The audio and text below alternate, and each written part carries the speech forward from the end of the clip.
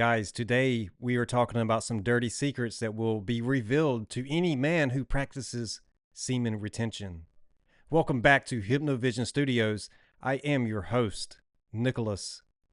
As I said in the opening line, we are revealing some dirty secrets. But before we get going, I want to share with everyone out there, if it is your first time coming across my channel, welcome. I do hope that you find something educational, entertaining, and something that you can apply in your own life during this video. Also, if you're new to my channel, I will link a playlist to the full series down below. This will be, I think, my 10th installment on this topic. For everyone else that is returning, thank you for coming back. You are truly the MVPs of this channel. And without you, this channel would not exist. So I want to share something right out the gate with all of you in regards to this, because I have been on this journey for well over 3 years now. And let me get my notebook straight. So this was Lord, let me get my camera right. Back in March 3rd of 2023, this was something I have wrote in my notebook. It was about child healing and writing it out, releasing the trauma of the past, and reflection and forgiveness. The key is through writing and identifying and releasing. Healing leads to self-love. Self-love changes self-talk as you move through spotting the patterns. So some of these dirty secrets are something that we all experience as humans. It's not just one person has this secret that it's like the goods, right? We got to know what this person did. No, these are things like shame, for example. So shame is a very powerful, very potent thing. I don't even know how you describe it. Shame is something of embarrassment, self-embarrassment. And that is something that we all at different points in our lives will carry. Sometimes shame can just be saying something at the wrong time, or it's inappropriate, or either getting caught in the middle of telling a lie, or perhaps shame is just other people knowing your personal business. This is why gossip is such a slippery slope into other people knowing your business.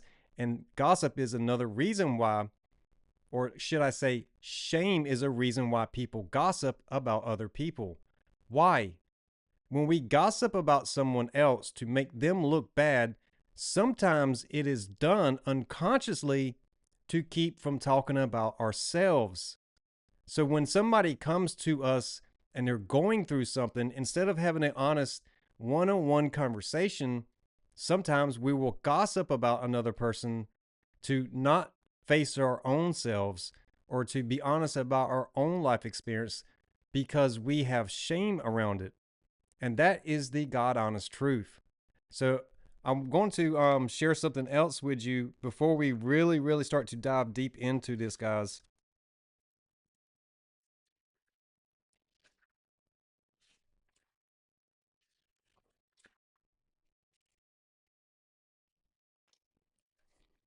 This is something else that I wrote back in 2023. I understand something very clearly now. We don't just meet people. Our energy does interact. So it's important to know who you are mixing it with. Below the surface, under the ego, is a soul living in a body having a human experience.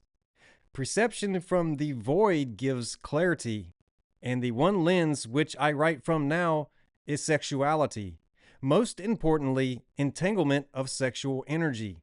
Often we go through life living from the ego. We entangle ourselves in toxic situations and didn't even know it until it was too late. It's so important to know this. This lesson to heal, and sexual energy is the foundation of youth. It is the foundation of life. Sexual energy is the life essence, the life-giving energy. Everything comes from that singular place. The secretion, when not squandered, is a powerful tool to create from. I hereby take back any sexual energy that is still entangled with people of my past, and I claim what is mine by birthright. I will be wise in my ways. I will retain the urges until I feel harmony on my path.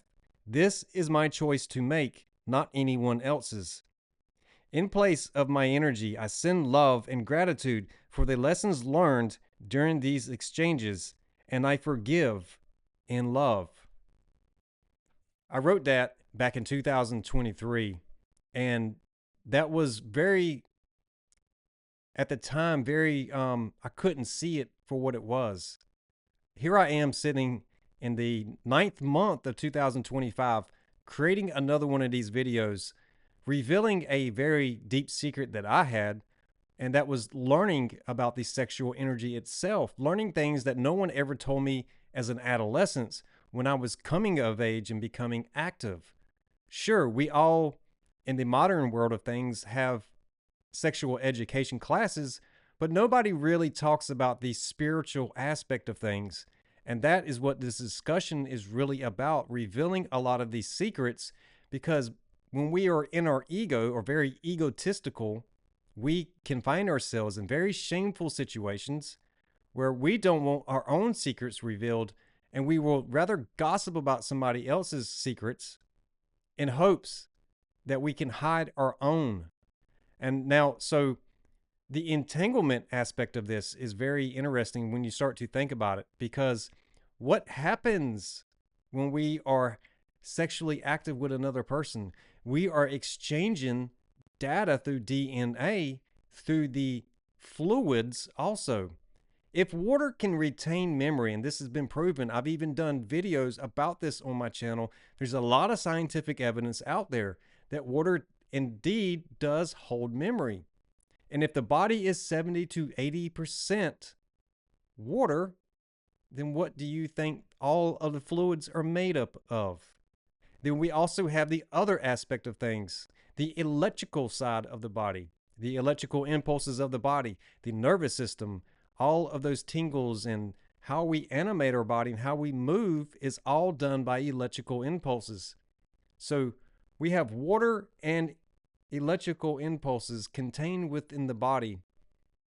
And that seems like a recipe for disaster, but somehow the human body is designed to work just that way.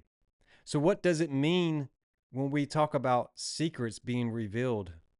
The lustful cravings that we can have, the physical attraction, or just the sheer love for another human being, or to share an experience with somebody open and honestly without the emotional attachment. That is something that I did not know until I started to awaken to my own emotions. What do I mean? Distinguishing between my emotions and someone else's. This was revealed to me when I started to learn about feelings in a way that I had never been exposed to. In fact, when I started to talk about feelings on my channel, my views dropped. And I started to ask myself why. The answer came soon after. People do not like to talk about their feelings. People are comfortable talking about other people. They're comfortable talking about things. But when you ask someone how they feel, crickets. Very, very revealing. So Neville Goddard's book, The Feeling is Secret, makes a lot of sense.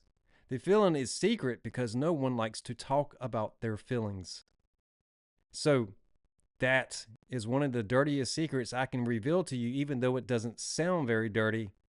I can promise you, when you start to talk about feelings to another person, they either will avoid you or they will shut down, or they will open up to you if they are open and honest.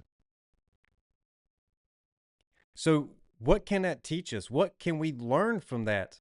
Well, number one, your emotions and your feelings are your own, not anyone else's, not your ex, your current lover, your past lover, your future lover, not your wife, not your husband, not your mother, your father. Your emotions are your emotions. That is the energy contained within your body. That is yours and yours alone. It is okay to try to understand someone else's emotions, to understand someone else's feelings. But again, you have your own. And that was what was revealed to me, and why I call it an emotional awakening, because I started to really distinguish what was me, what was the outside world in this context.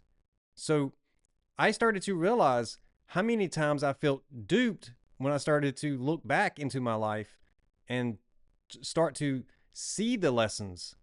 Because there were a lot of times people came in and I felt bad for them. Sure, it's okay to understand when someone is going through something in their lives, but it doesn't mean that you have to absorb and take on that same energy. Because the moment that you do, and you are around someone who is emotionally immature, they can start to form a pattern where they get their kicks off of making other people feel bad so they can feel good. This is like trying to trade places with someone. We're trying to swap the energy out, and I'm going to steal your energy, and you can be left in mine. To be honest, it's impossible. It's an illusion that you could even do that in the first place. But still, people very much try to do this through mental manipulation and emotional manipulation. If you have been practicing this type stuff, even on an unawareness aspect of things, practice is still practice. So people can get really good at playing the victim, really good at coming in and telling you that their ex was a bad person, that this person did X, Y, and Z to me, when all actuality, there is a cause and effect to everything. There is a black and a white to everything. There is an up and a down to everything. So you are only getting part of a story.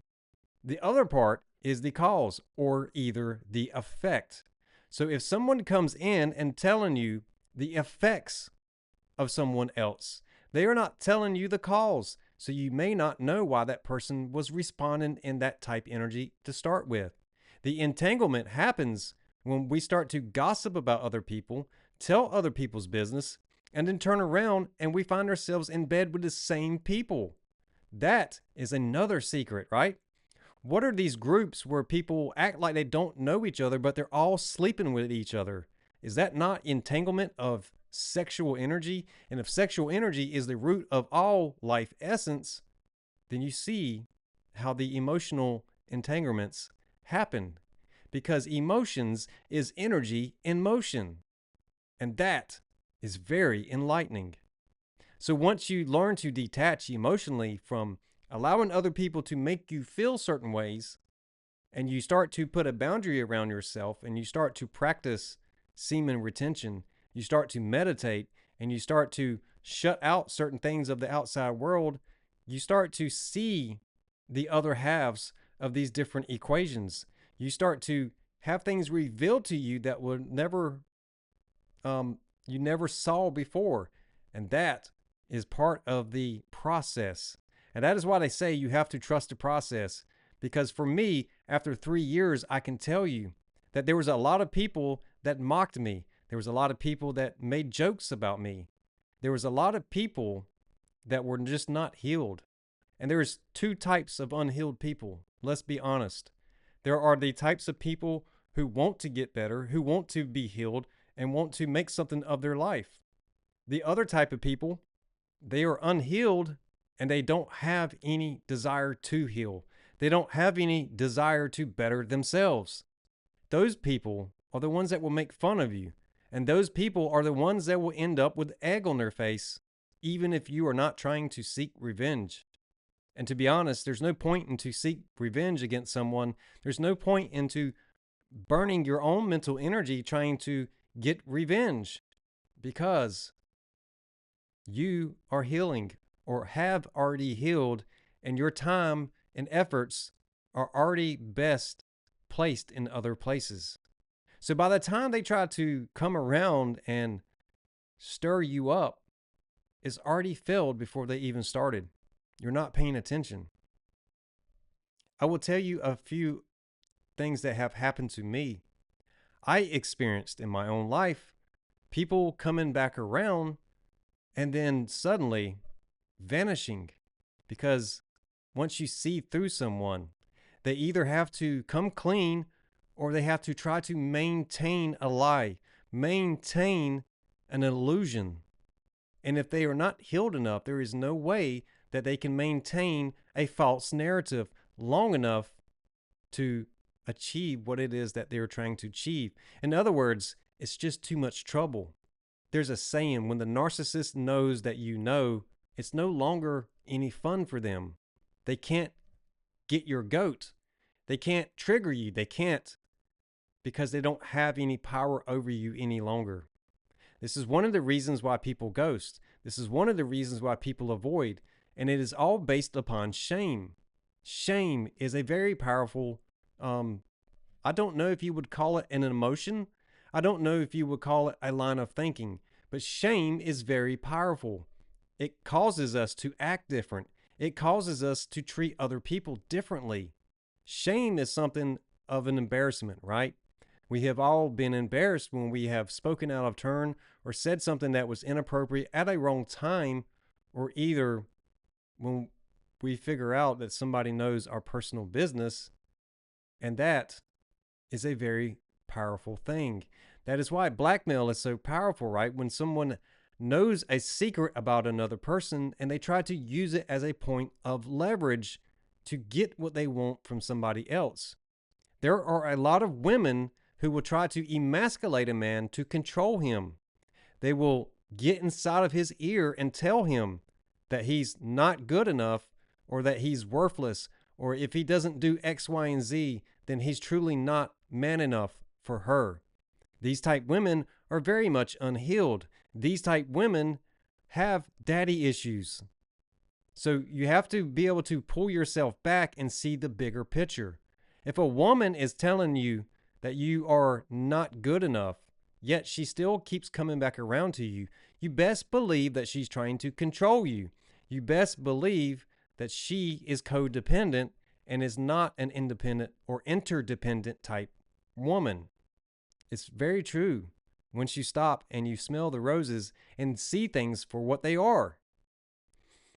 In the understanding of things, you can either accept something or you can either reject something. And if you reject something in denial, then is it still true?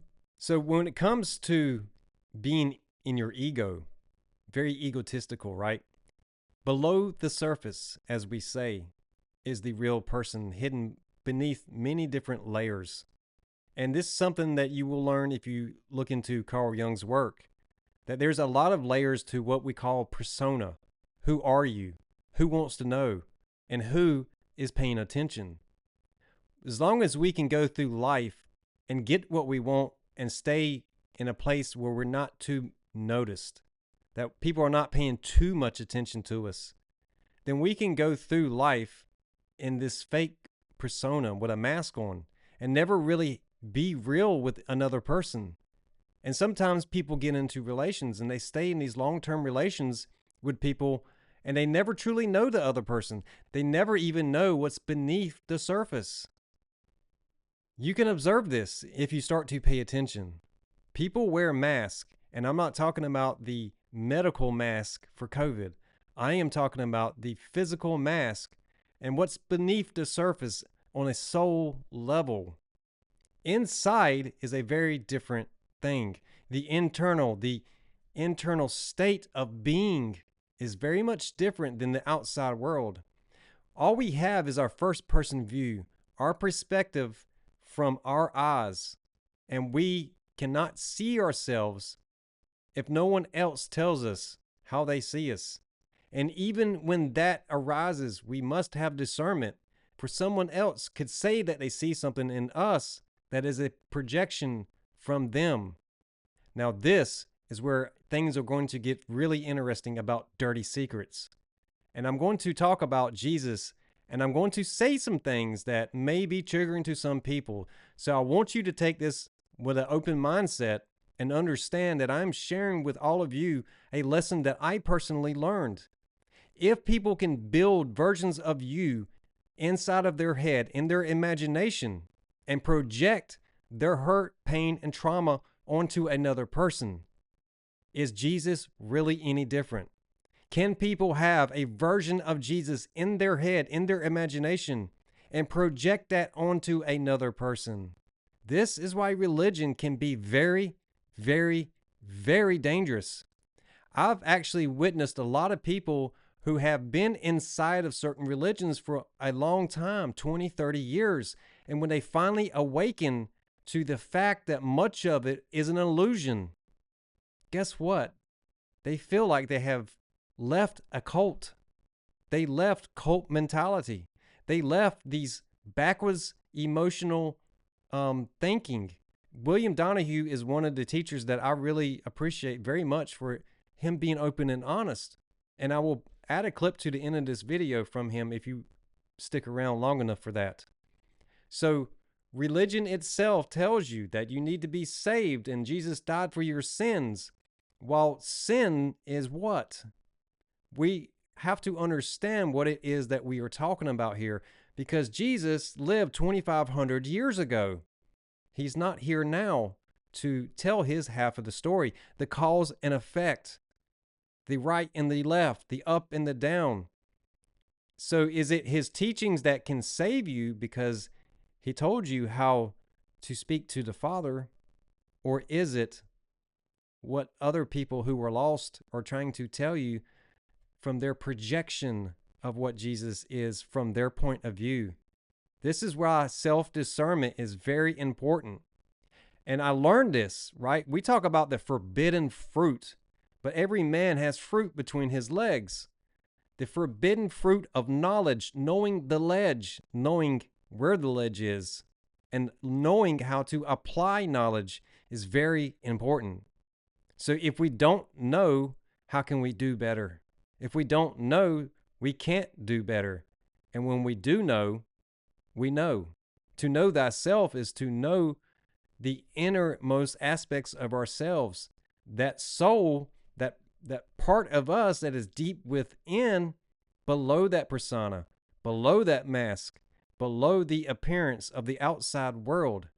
So for me, when I started to practice semen retention, and a lot of these secrets started being revealed to myself, I was so eager to tell people, and that was my number one mistake, because the people I was telling this to were people that were just like me. And it seemed to them that I had suddenly changed, and people don't like it when you change, because all of a sudden now the version of you that they have built inside of their head no longer fits. And then they try to drag you back into that paradigm of comfort, because some people don't like change. So for me, when I learned what the Christos Ol is, how it travels up and down the spine, how it interacts with the pineal and the pituitary gland, and in fact that the pituitary gland is the master clock for the body, for the biology of the human body, suddenly the last name of Jesus started to make sense. The Christos, the chrism, the prism of the mind. The prism, what does a prism do? It separates a single light source into the color range of things. So when we think about this, Jesus Christ, when we understand the name Jesus and the letter J didn't exist beyond 800 years ago, and that the mythology of Zeus and the story of Jesus and even the story of astrology of how the sun moves into the northern hemisphere or the southern hemisphere during the Christmas, right? Christmas, Christ all, Crystal, Christ, Chrism. You get what I'm saying here. People have this version in their head that they are always needing the validation from someone else that what they are thinking is right. And when you don't give that validation so easily to unhealed people, it causes havoc in their reality, because all of a sudden they can no longer trick you. They have to go find someone else. And that is when the narcissist knows that you know what they are doing. Do you need to be saved by Jesus, or could you simply learn what the teachings were and how to apply those teachings for yourself, which ultimately saves you from yourself? There's a big difference in that, a very big difference. If churches were honest, they would tell you this, but most aren't. Even if the people are well intended, there is still a level of unawareness in their consciousness that is driving a lot of this behavior. Shame is a very powerful tool when it is used against people. An unsuspecting person that is told that they are unworthy, that they need to give their life to Jesus, to a man that doesn't exist anymore, without understanding the teachings and understanding the knowledge, falls victim to whatever they are told. The spiritual narcissism, the spiritual manipulation, the mental manipulation, the emotional manipulation. Don't you feel bad for this guy? Because you should feel bad for Jesus. He died for you. He died for you. He died for you. Don't you feel bad? Don't you feel bad? He died for you. He died for your sins. Don't you feel bad? Come on, you feel bad, right? Go up there and kneel and cry because someone else died for you. You see how you are manipulated by the narrative of a story without understanding the teachings and how to apply the knowledge. You can very easily find yourself inside of a mentality that is a ending story that never really got off the ground. Don't you feel bad? You should feel bad. This man died for you. He gave his life up for you. He sacrificed himself for you. Those same people that killed him. Why? Why did they do that? Do you think Jesus was practicing semen retention?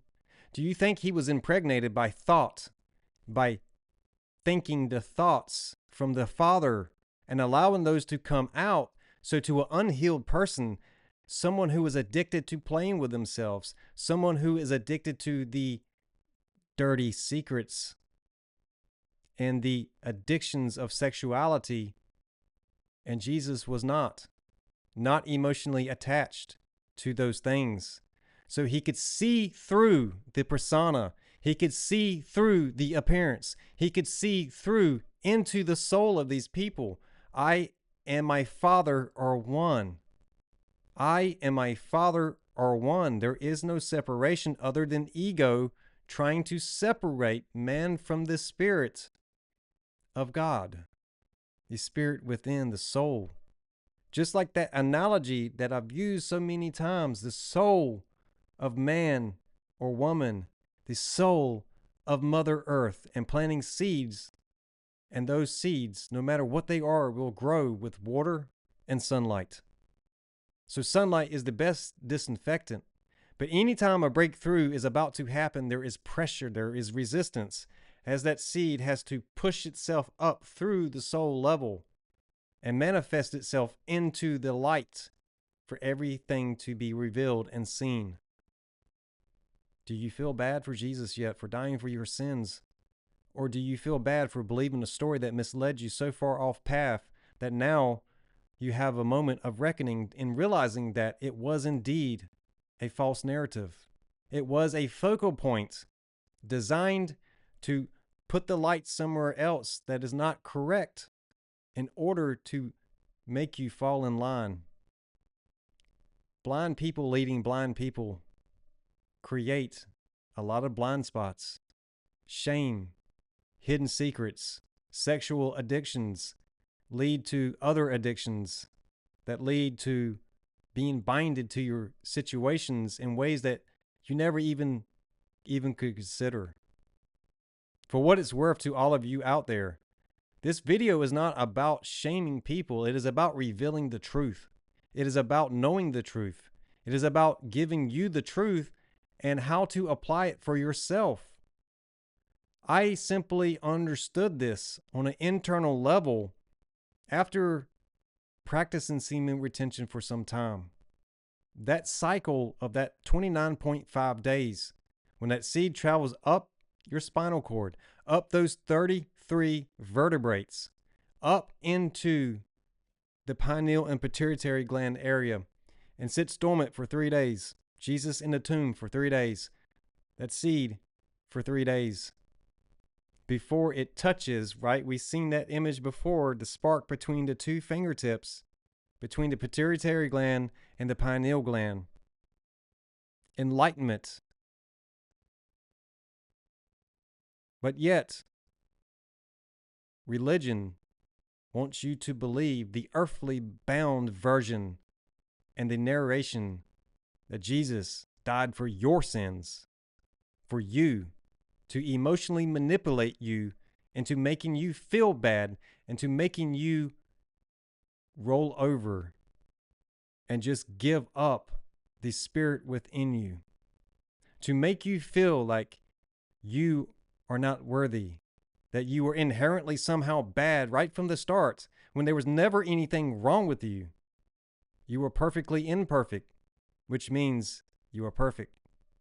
There is nothing wrong with you. There was never anything wrong with you. Guys, the more I think about this, the more it really just, I can't really put the right words on it, because for some to be misled in this way and not know, I can understand. If you don't know, you don't know. But for those who do and continue to peddle that story and continue to push that narrative, those are the people who don't have shame, but use shame as a tool, as a weapon against others. And that is the God honest truth. You should never shame another person. Never tell another person that they're going to hell. I never wish that on anyone. And I will never tell my own children that they're going to hell if they don't believe what I believe. The word believe is very interesting when you break it down. Be life, believe, or you can see the lie before the Eve, or you can be the lie of evolution.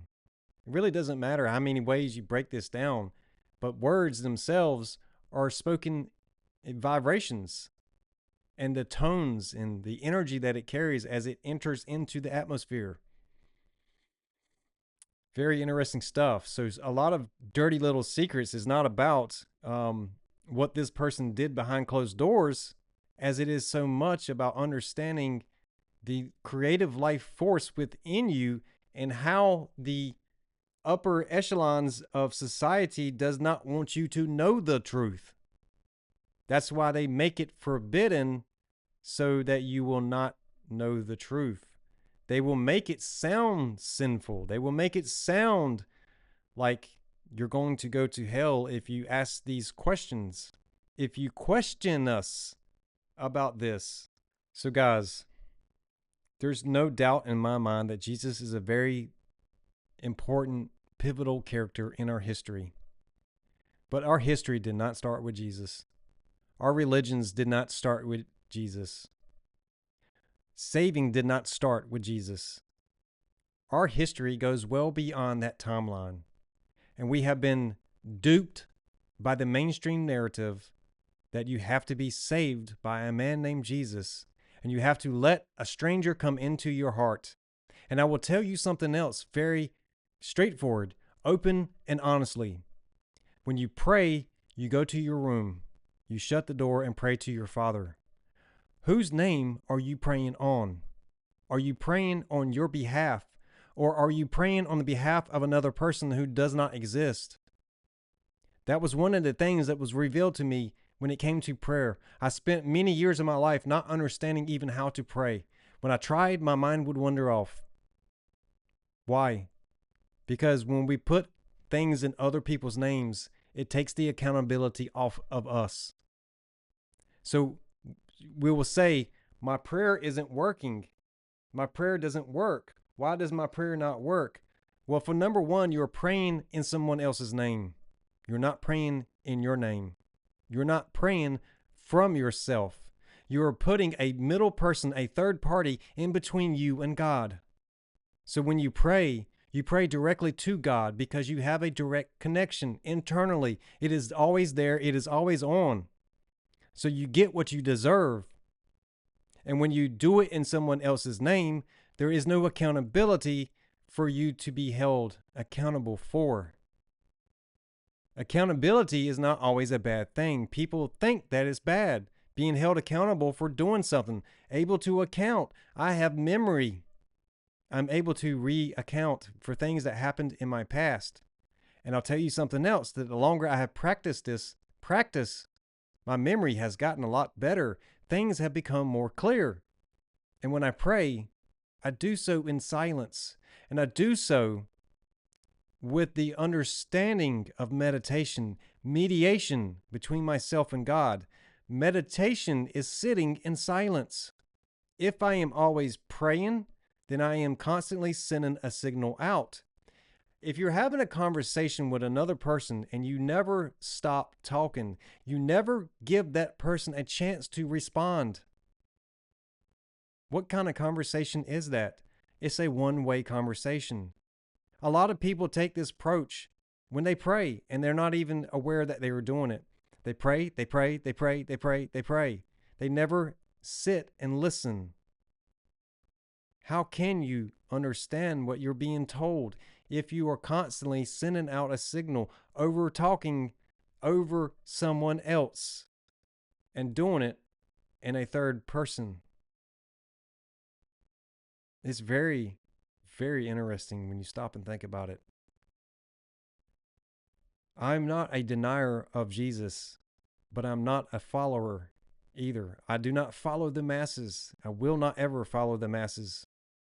And I will not ever allow someone to put me in a predicament, a place, a spot where I am forced to profess that only through Jesus can you go to heaven.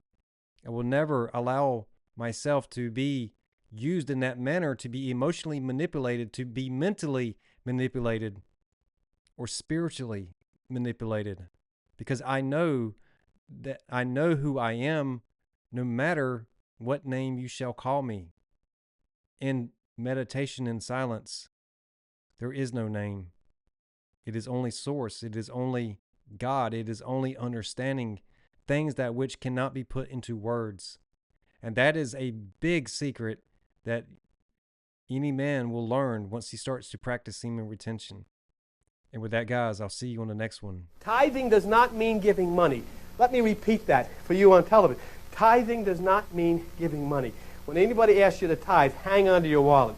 Tithing means giving the 10%, which is the carnal, negative, lusty, fleshy aspect of your mind. You have 10% that you use. The other 90% is dormant. Tithing means if you meditate and shut down the left side, God will turn on the right side. You're only thinking with 10% of your mind. What could you accomplish for your family? What could you accomplish for this universe if you start activating the cells on the right side? That's why Jesus sits at the right side, the right hand of the Father. Do you know what happens when the sun in the northern hemisphere moves to the right side? Summer comes. Summer comes. Summer comes. And summer cannot come to the earth unless the sun moves to the right side. And do you know what happens when you lift the energies up to the pineal gland and you relight the right hemisphere of your brain? Summer comes. All that which has been dead, all that which has been dormant, all that which has been no life suddenly blossoms into life.